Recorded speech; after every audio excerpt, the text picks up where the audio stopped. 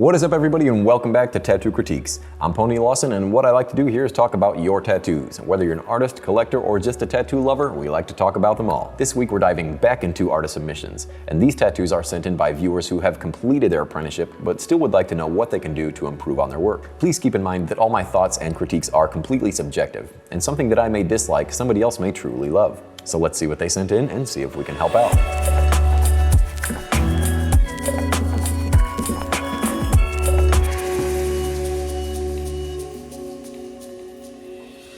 Alright, the first tattoo sent in is from Konrad P. And Konrad, you sent in a beautiful portrait of Rocky from the movie Mask. I'll take my mask off if you take your mask off, you son of a... Now, I know most of you probably don't remember that movie, but this is definitely giving me some Rocky vibes. I'm not sure if this is supposed to be a memorial tattoo or if this is supposed to be the Wolf Mother.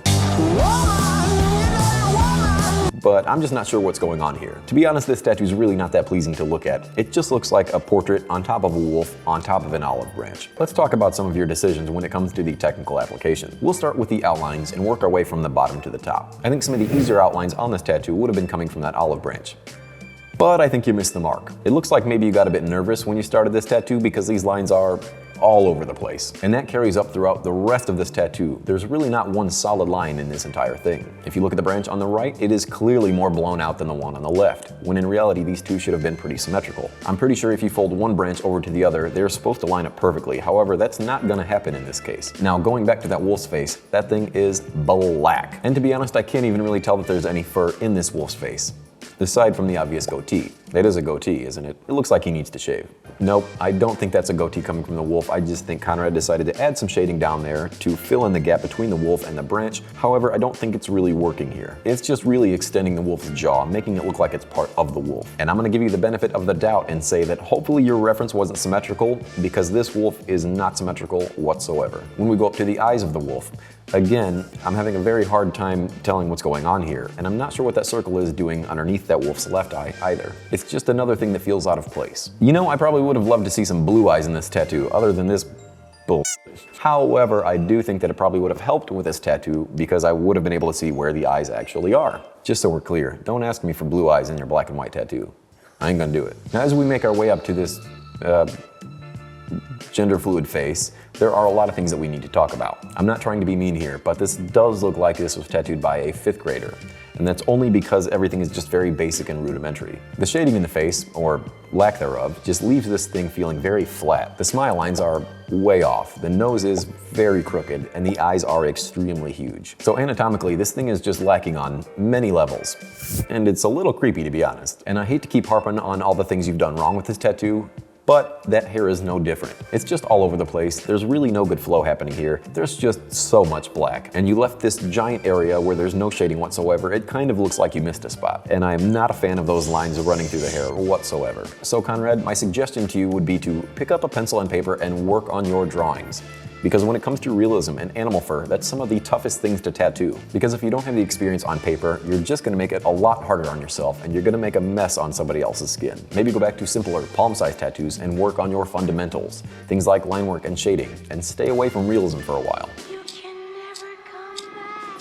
Sometimes we have to swallow our pride and take a few steps back so we don't continue to make these mistakes 10 years into our career. And there's absolutely nothing wrong with that. Trust me, it's gonna be a lot easier to fix these problems now than it is later down the road. But thank you so much, Konrad, for sending that in and letting me talk about it. All right, the next tattoo sent in is from Jeremy MacMillan. And Jeremy, you sent in a few tattoos that I would like to talk about. The first one being this Cyclops tattoo. This isn't a bad tattoo by any means. However, there are a couple things that I think you could do to improve on this piece. For those of you who have been watching this channel for a while, let me ask you, what do you think this tattoo is missing? Line weight. Solid line weight, maybe use different line weights and less both varying line weights. Line weights, you know I love them. And it's always nice to see a variation of line weight. You guessed it, line weights. When it comes to illustrative tattoos, I think one of the biggest things that a lot of tattooers are missing is multiple line weights. Although the lines on this tattoo are solid, I do think it's missing some of those finer, thinner lines on the inside with a nice thick border around the perimeter. That alone would make this tattoo pop, especially with all those other colors that you have happening in this tattoo. I think you did a pretty good job when it comes to applying that color.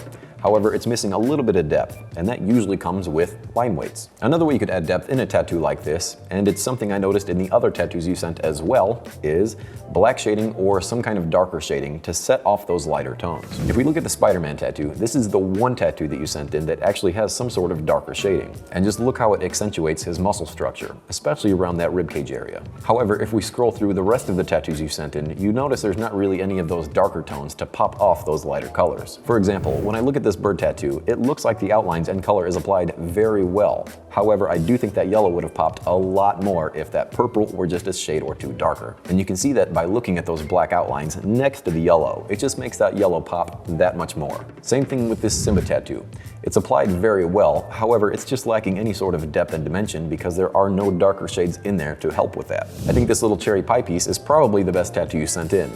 But again, I do think it's just lacking those subtle tones just to give those cherries some shape. The one thing that I can say, it does look like you are very patient when it comes to applying these tattoos, because those outlines are very solid, and your color packing is also done very well. I just think you're lacking a little bit of shading to really bring these tattoos up to the next level. But keep up the good work, J-Mac. I'm excited to see your stuff in the future. Alright, this next tattoo is sent in by Dennis, otherwise known as Angry Pencil. And Dennis, you sent in a beautiful chest piece made up of black and white skulls. This is a perfect example of utilizing line weights and putting them exactly where they're meant to be. You captured a lot of really good texture with those smaller line weights, especially when it comes to around the mouth and nose area. And you use some of those bolder outlines in those areas that you needed to keep separated from other parts, like around the eyes, nose, and the border of those skulls. The first thing I want to talk about is the skull on the left and how the blade is going into the ear of the skull. But initially it kind of looks like the blade's going into the head of a rose or something similar to that. And to be honest, I'm really not a fan of how these words line up because my eyes are just jumping all over the place to make out what this actually says. It took a little investigating to see that here over there in the handle of the blade. If I wasn't already aware of the saying, hear no evil, speak no evil, see no evil,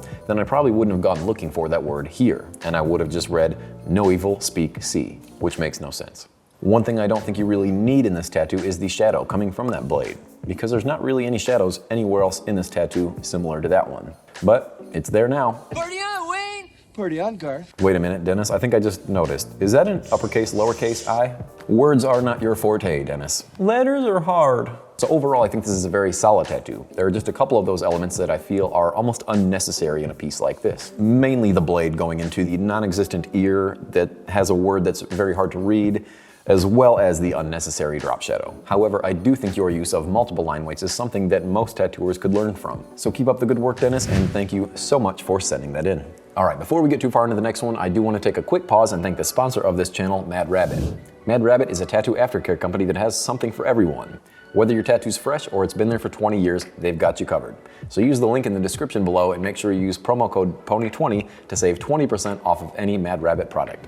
Alright, back to the show. Alright, the next tattoo is from Chronis. And Chronis, you sent in this cute little baby watermelon that I just want to murder with my mouth. I think you did a really good job here. However, you know I like to give some sort of advice, whether that be big or small. There are really only a couple things that I would suggest with this piece, one of them being the white outline on the bottom just seems a bit unnecessary. I do like how the white separates that piece of red up at the top, but again, however, I just don't think it's doing very much for you at the bottom. I also think it's taking away from the white glares that you have in the seeds and the eye. If all that extra white wasn't really there, I think it would just make those pieces pop just a little bit more. Another thing I would love to have seen are actual watercolor droplets in this tattoo, instead of just these red circles that you have going on currently. I do love the colors that you chose here and how you have some of those colors going outside of the outline as watercolor tattoos do. However, I do think it would be beneficial for you to study other watercolor tattoos and find out what exactly makes their tattoos look like drops of water. There's a technique that they use where you can actually see the ring of the drop and how it spreads out from there. An artist we featured on here before, Find Your Smile, is an excellent example of just that. On every single one of his tattoos, he has these water droplets, and it really helps it make it feel that much more realistic. Alright, before all y'all get your panties in a bunch, I know, I'm nitpicking here, because this is a pretty solid tattoo. But if you're interested in learning or just getting better with your watercolor designs, I highly suggest you check out my buddy Russell Van Schaick, who goes by Find Your Smile. Or find any other great watercolor artist out there and find out what it is they do and implement some of those features into your own work. But Chronis, I really enjoyed this one, so thank you so much for sending it in. Alright, and up next we've got a tattoo sent in from Brandon Clark. And Brandon, you sent in what looks to be like a Harley Davidson logo with a beautiful landscape on the inside. Bob Ross would be pissed. Well, I know I said the other tattoo looked like it was done by a 5th grader, but this one looks like it was done by a 5-year-old. Are you sure you didn't make this tattoo with a set of crayons? And I think the skeleton has a crazy goatee as well. We've got something with goatees this episode, I don't know, but wait a minute, is he missing half of his body? Just a rib cage and some legs. I don't know how the skeleton's working out. Do you think his teeth are black from all that smoke?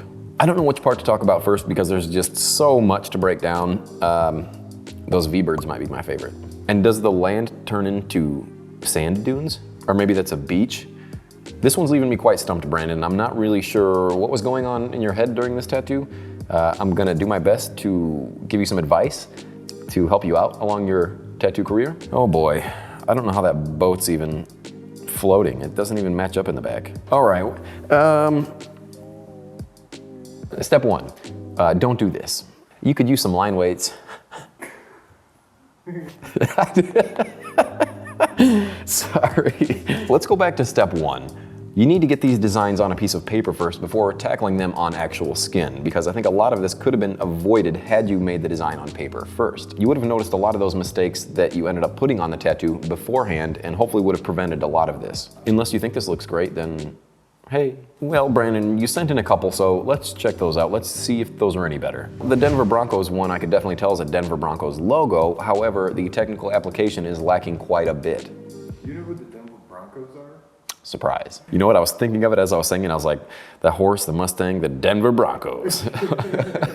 So as I saw on the first tattoo, it definitely seems like your saturation is lacking quite a bit. Something you could do to improve your saturation work is to really just slow down and go back and make sure you hit those areas of skin tone that you're missing. Because if I can see those areas of skin tone, then I know you can too, and there's no reason for those to be left unfinished. And as the tattoo heals, we're only gonna lose more of those colors, so this is just gonna become less and less saturated than what it currently already is. Another thing that I could possibly suggest is to experiment with different tools and speeds of your machine. Because I'm thinking if you worked a little bit slower, you probably could have avoided a lot of those holidays. Or if your tools aren't that good, then that's not gonna help either, no matter how slow you go. Another thing that drives me crazy is this massive glare that's running through the entire tattoo. There's no reason that this thing shouldn't be wiped down completely clean before taking the photo. That way we can actually see what's on the skin instead of all this blood and wetness and glare. And another thing is the people that are wanting to get a tattoo from you, they'll see this and it's kind of worrisome seeing how much blood is there. So again, this is just something that should be cleaned off before taking any photos. When we move on to the third tattoo you sent in, again, I think your saturation is the thing that's lacking the most in your tattoo skills